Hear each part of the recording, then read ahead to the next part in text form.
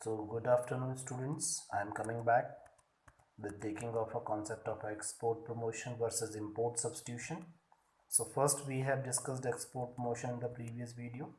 So in the previous video of export promotion I will include the phases of export promotion, meaning of export promotion and Export Promotion Council of India objectives.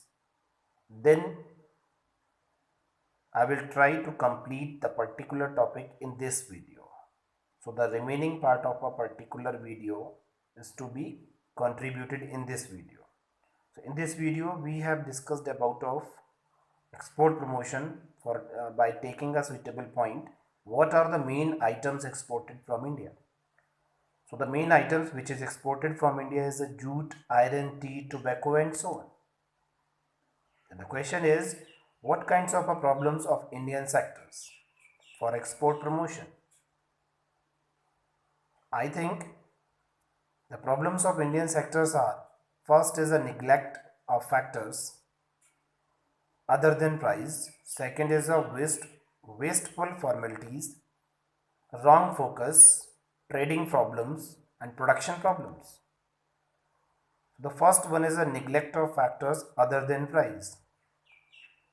Other factors like quality of product, ability of the exporters, delivery schedule and other important factors are more important influencing foreign buyers.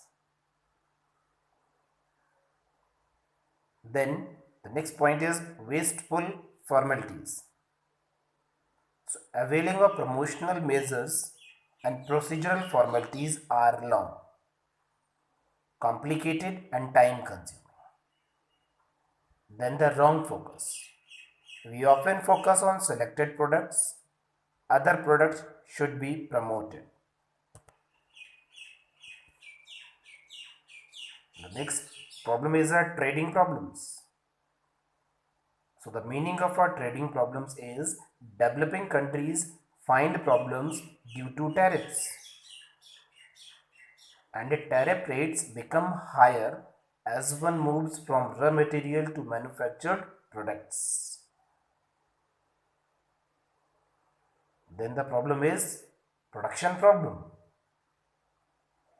So the production problem says that in spite of changes in industrial and trade policy, Indian firms continue to produce outdated products by outdated technology.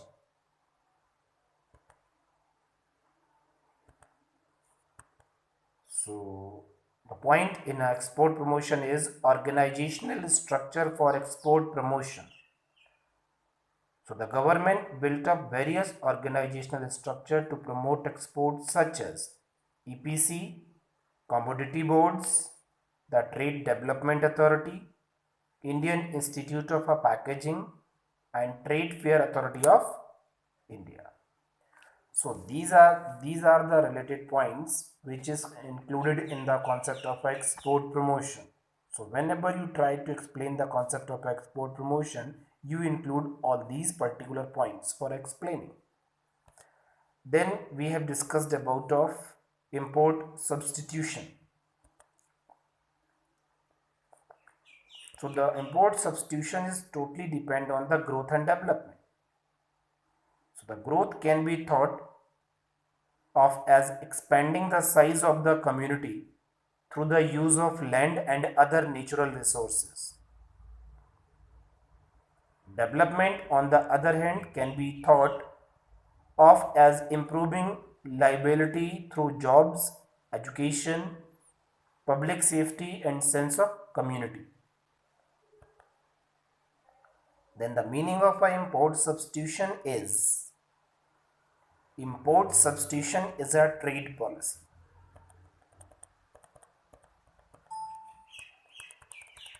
Import substitution is a trade policy aimed to promote economic growth by restricting imports that competed with domestic products in developing countries. So the So the import substitution approach substitute externally produced goods and services with locally produced ones.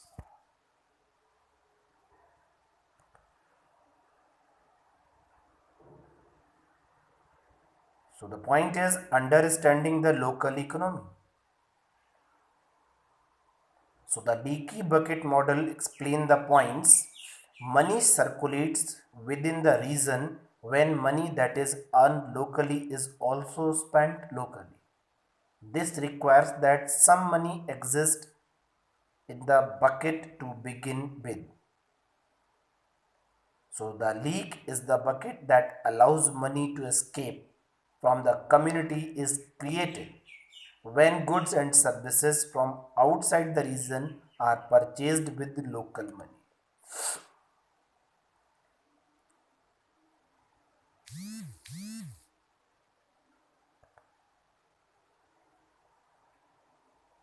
So the history of import substitution is the nation of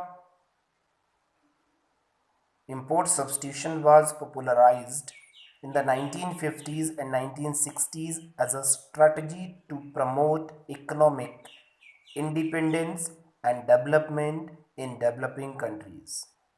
This initial effort failed due in large part of the relative inefficiency of third world production facility and as a result their inability to compete in a global marketplace. Then what are the objectives of import substitution? So a lot of objectives. The first one is promotion of domestic industry. Second one is the employment generation. Third one is the promotion of industrialization, production of consumer goods, and improvement in balance of payment. These are the objectives. Then what are the advantages and what are the disadvantages? So the advantages are, first point, increase in domestic employment. Second point, reduce dependency on labor, non-intensive industries, and less long distance transportation of goods.